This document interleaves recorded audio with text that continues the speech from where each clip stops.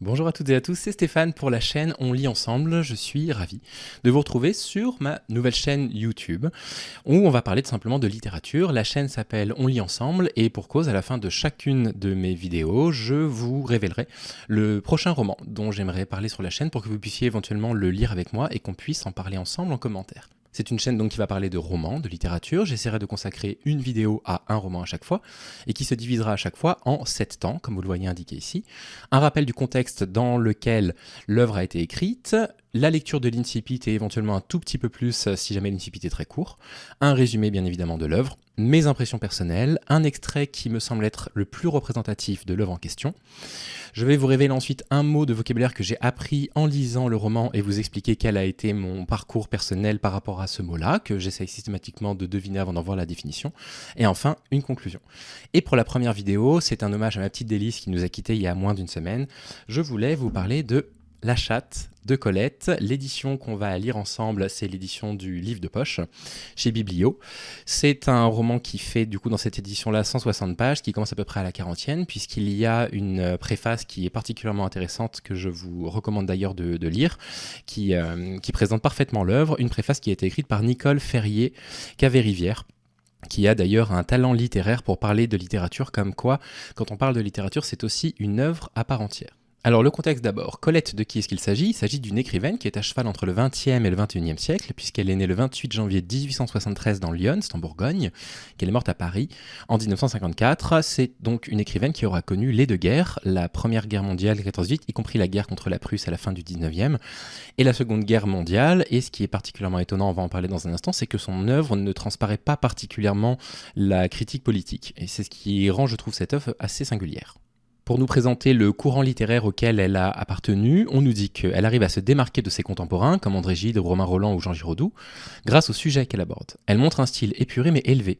Elle trouve sa place parmi les romanciers régionalistes qui se sont imposés durant l'entre-deux-guerres, à travers entre autres les descriptions de sa région natale, la Bourgogne. Ce qu'ils appellent littérature régionaliste, une littérature un petit peu comme Annie Ernaux l'a beaucoup fait avec La Ville d'Yvetot, qui raconte énormément ce qui a pu arriver dans l'endroit où ils ou elles ont grandi, ce que George Sand avait fait par exemple avec La Mare au diable. Ça se rapproche un tout petit peu du courant romantique finalement, où on vient raconter un petit peu la nature, où on vient se replonger dans des souvenirs d'enfance avec beaucoup de nostalgie. On nous dit qu'une attention croissante à la justesse des mots, notamment lorsqu'ils sont chargés d'exprimer l'effusion dans la nature, une sensualité librement épanouie pour revendiquer les droits de la chair sur l'esprit et ceux de la femme sur l'homme, voilà quelles sont les lignes de force de cette écriture. L'article continue en disant que l'écriture de Colette est plus complexe et moderne qu'elle ne semble le laisser supposer au premier abord. En 1999, Serge Doubrowski, inventeur du terme moderne d'autofiction, un mélange du coup de fiction et de biographie, qu'il appréhende en dernier ressort comme une variante de l'autobiographie, considère Colette comme une pionnière illustrant sa conception. Pour aller un petit peu plus loin, cet article ici, que vous retrouverez en description, nous parle d'une de ses œuvres très connues qui s'appelle Sido, qui est rédigée en 1929 et 1930, un temps qui a été marqué en Europe par la montée des partis totalitaires comme le parti fasciste en Italie et le parti national-socialiste en Allemagne qui donnera le nazisme. Les séquelles de la Première Guerre mondiale sont encore sensibles et on peut déjà déceler les prémices du deuxième conflit qui secourra beaucoup le monde. En cette période d'entre-deux-guerres, la France vit des mouvements de contestation ouvriers qui amèneront à l'attribution de droits à des congés payés en 1936 grâce au Front populaire. L'exode rural des ouvriers vers les grandes villes est en marche et Colette le reflète, en partie en ouverture du récit Sido, où il est question de la divergence des vies à la campagne et à Paris. Néanmoins, l'œuvre de Colette ne reflète que très peu les préoccupations politiques et économiques de son temps. Son attention est davantage portée sur la psychologie et les mœurs de ses contemporains, ainsi que sur les grands changements sociétaux qui agitent les identités de genre et les orientations sexuelles. Et pour finir de l'introduire, on nous dit qu'elle est reconnue par ses contemporains et par l'ensemble de ses lecteurs comme une écrivaine particulièrement efficace sur le plan de la narration, mais aussi d'un grand talent pour tout ce qui est du style. Réduite à sa dimension provocatrice par ses premiers lecteurs à cause des passages des Claudines sur la sexualité et par la liberté sexuelle dans sa vie privée et scénique, Colette se révèle d'une grande intelligence et d'une profonde sensibilité lorsqu'on fait l'effort de la lire. Elle fut la première à devenir une star de la littérature sous le coup de la promotion que son premier mari, Willy, fit de son œuvre.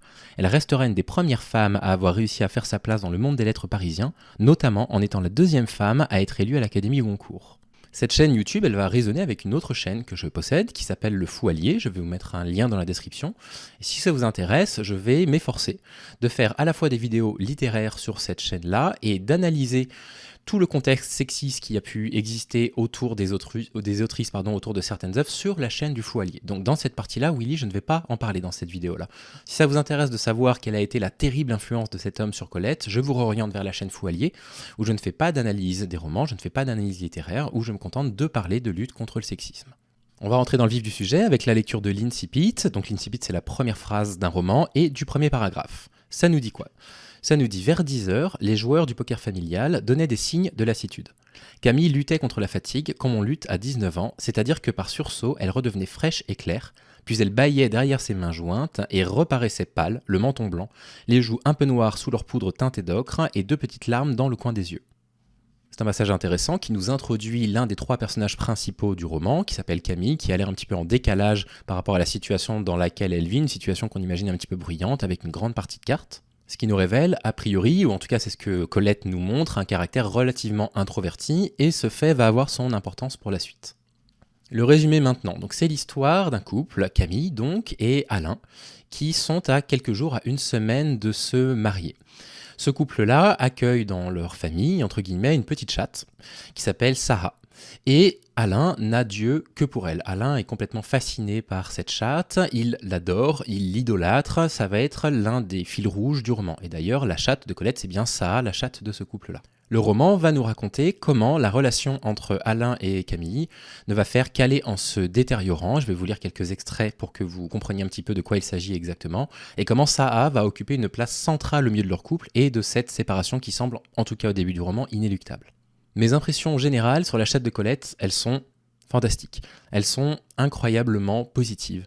Je trouvais ce roman magnifique, très simple, très court, c'est ce que je vous ai dit, 160 pages. Si on retire en plus de ça la préface, il y en a à peu près pour 120 pages. Le niveau de lecture requis, à mon avis, est relativement bas. C'est accessible pour absolument tout le monde. Je sais que les collégiens, les collégiennes, les lycéens et les lycéennes sont friands des vidéos qui parlent d'œuvres littéraires, puisque quand on les fait étudier, ils recherchent si par hasard sur YouTube, un youtubeur ou une youtubeuse n'en aurait pas déjà parlé. C'est tout à fait abordable et ça vaut la peine de se lancer dedans. Le temps de lecture, quand on lit relativement vite, à mon avis, c'est 2h30 à 3h. Je trouvais que c'était remarquablement bien écrit. Je suis très surpris par ce qu'on a lu au tout départ sur l'article Wikipédia, disant que ses détracteurs trouvaient que son style était simple. Au contraire, moi je trouve ça très soutenu et à la fois relativement abordable. J'ai jamais trouvé ça particulièrement prétentieux. Ça utilise un vocabulaire qui n'est pas forcément toujours évident, forcément. C'est un roman qui a été écrit il y a près de 100 ans. Et il y a des mots usuels à l'époque qui ne le sont plus particulièrement aujourd'hui. Je trouvais que le récit était très dynamique, que ça décrivait avec beaucoup de précision l'état intérieur que pouvait être celui d'une femme qui se sent délaissée par son mari. À mon avis, Camille est le personnage principal de ce récit, puisque c'est, on va dire par elle, que tout arrive, que toutes les péripéties arrivent, que la remise en question dans le couple arrive, puisque c'est elle qui va faire avancer ce couple. Alors en tout cas, j'essaie de ne rien vous spoiler dans les 50 premières pages vers leur confrontation. La petite chatte, ça, elle est parfaitement décrite, c'est vraiment adorable, mais surtout la relation qui est avec son maître, je la trouve remarquablement bien décrite. Pour le coup, ça permet de parfaitement représenter ce que peut être l'amour d'un être humain pour son animal. Évidemment, j'ai pas choisi le roman La chatte de Colette en premier par hasard, puisque voilà, si vous suivez mes autres chaînes, vous savez que j'ai perdu ma petite délice là il y a pas longtemps, et ça m'a réconforté de lire qu'il pouvait exister un amour un peu fou parfois entre un être humain et un animal. Il y a certains passages que j'ai trouvés vraiment formidables, et j'ai choisi de vous en lire un qui raconte la façon dont l'un des personnages principaux, Alain, rêve, et j'aimerais vous le lire à présent. Donc voilà, je vous le mets face à vous, et ça dit ça. Il aimait ces songes qu'il cultivait, et n'eût pour rien au monde trahi les relais qu'il attendait. À la première halte, alors qu'il entendait encore les klaxons sur l'avenue, il rencontra des visages tournoyants et extensibles, familiers, difformes, qu'il traversa comme il eût traversé, en saluant çà et là, une foule bénigne. Tournoyant, convexe, il s'approchait d'Alain en grossissant. Clair sur un champ sombre, il devenait plus clair encore, comme s'ils eussent reçu du dormeur lui-même la lumière. Pourvus d'un gros œil, ils évoluaient selon une giration aisée. Mais une volte sous-marine les rejetait au loin, dès qu'ils avaient touché une cloison invisible. Dans l'humide regard d'un monstre rond, dans la prunelle d'une lune dodue ou dans celle de l'archange égaré, chevelu de rayons, Alain reconnaissait la même expression, la même intention, qu'aucun d'eux n'avait encore traduite, et que l'Alain du rêve enregistrait avec sécurité. Je fais un tout petit saut.